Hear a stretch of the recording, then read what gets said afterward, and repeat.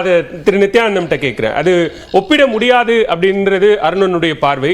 அதை தாண்டி பொதுக்குழு கூட்டமாக இருந்தாலும் அதை ரொம்ப வெளிப்படையா ஊடகங்களினுடைய பார்வையோடு பொதுவெளியில தான் பேசியிருக்கிறாங்க. அது ஒரு இன்னும் க்ளோஸ்டு ஹால் மீட்டிங்கா அது நடக்கல. வெளிப்படையோடு வெளிப்படைத்தன்மையா பேசியிருக்கிறாங்க. அதுக்கு மறுப்பு வந்திருக்கிறது. கிட்டத்தட்ட அப்படி ஒரு தவறாக புரிந்து கொண்டால் அப்படி இல்லை அப்படிங்கிறதுக்கான ஒரு விளக்க அறிக்கையும் கூட இன்னைக்கு வந்திருக்கு. காங்கிரஸ் கூட்டணியை ஆதரிப்பவர்கள் அப்படித்தான் பேச முடியும்.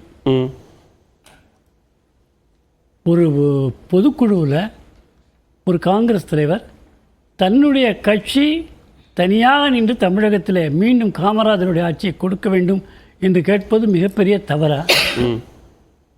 அதுதானே நல்ல கட்சி தலைவர் கழகு. எனக்கு செல்வ பெருந்தகை அவ்வளவு தெரியாது. ஆனால் அவர் காங்கிரஸ் கட்சிக்கு எதிராக அல்லது காங்கிரஸ் கட்சியை தவறை சுட்டி காட்டுகின்ற பல அரங்கத்தில் நான் பேசியிருக்கிறேன். ஆனாலும் கூட இதில் அவர் பேசியது எந்த தவறும் இருப்பதாக நான் கருதவில்லை. ஒரு கட்சி தன் காலால் நிற்க வேண்டும், அதிக எண்ணிக்கையிலே நாம் மக்கள் மதிப்பை பெற்று மீண்டும் தமிழகத்திலே மலர வேண்டும் என்று ஆசைப்படுவதில் தவறில்லை. அதை செல்வ பெருந்தகை சொல்லியிருக்கின்றார்கள். ஆனால் நம்முடைய ஈவிகே இளங்கோவன் போன்றவர்கள்லாம் அதை மறுத்து இல்லை அப்படி கிடையாது, கூட்டணி இருக்குது அப்படின்னு அவங்களோட கருத்தை சொல்லியிருக்காங்க. இதில் ஒரு வித்தியாசம், ரெண்டுமே சம்மந்தப்படுத்தி பார்க்கக்கூடாது அப்படி கிடையாது. ரெண்டுமே ஏன் சம்மந்தப்படுத்தி பார்க்கணும்? இது பொதுக்குழுவில் வெளிப்படையாக இவர் இப்படித்தான் பேசியிருப்பாரோ என்று நினைப்பது போல பேசவில்லை. என்ன பேசினார்களோ அது எல்லாருக்கும் தெரிஞ்சு தான் பேசியிருக்காங்க. இப்போ அமித்ஷாவோ மற்றவங்களோ என்ன பேசினான்னு தெரியாமல் தான் நம்ம பேசிகிட்டு இருக்கிறோம்.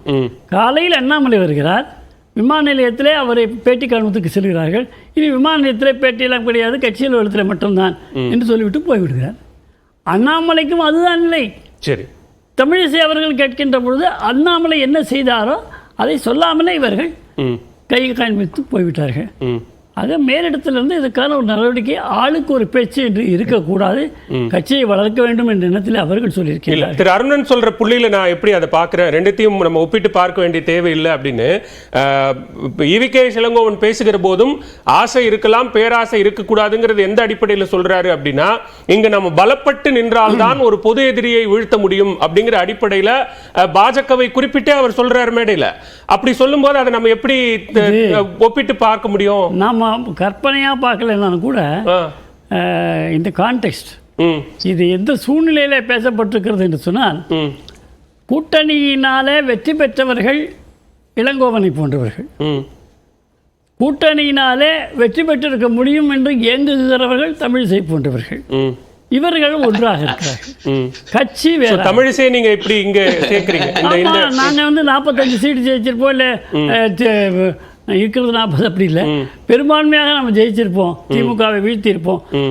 நான்லாம் தோற்கக்கூடியவர்கள் இல்லை, ஓப்பனாக சொல்றாங்க. அந்தம்மா நாங்கள்லாம் தோற்கக்கூடியவர்கள் அல்ல, வெற்றி பெறக்கூடியவர்கள் அப்படின்னு சொல்றாங்க. எதுக்காக இதெல்லாம் சொல்லணும்? மக்கள் தான் தீர்ப்பு கொடுத்துட்டாங்க இல்லையா? சரி, நீங்கள் வெற்றி பெறக்கூடியவர்களாக இருந்தால் மக்களிடத்தில் இன்னும் உழைத்து வெற்றி பெறுவதற்கான முயற்சியை மேற்கொள்ள வேண்டும். அது தமிழிசைக்காக நான் சொல்லவில்லை, யாராக இருந்தாலும் அதைத்தான் செய்ய வேண்டும்.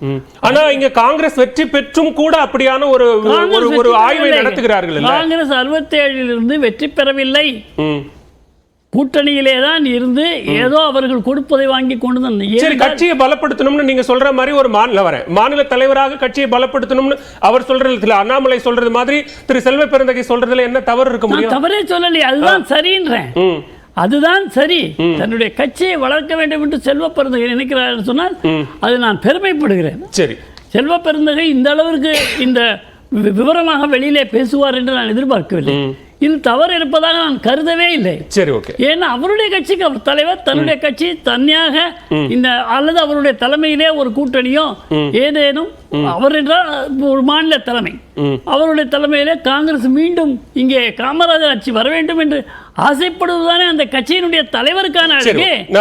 அதைத்தான் அவர் சொல்லியிருக்கின்றார். ஆனால் கூட்டணியிலே ஒரு இடத்தை பெற்றுவிட்டாலும் போறோம், எனக்கு என்ன ஒரு எம்எல்ஏ எம்பி ஆனால் போறோம் என்று நினைக்கக்கூடியவருடைய சிந்தனை வேறுமாறாக இருக்கிறது. கட்சி அடிப்படையிலே கட்டமைப்பை பலப்படுத்தி ஜனநாயகத்தை காக்க வேண்டும் என்று நினைப்பவர்கள் சிந்தனை வேறுமாறாக இருக்கிறது.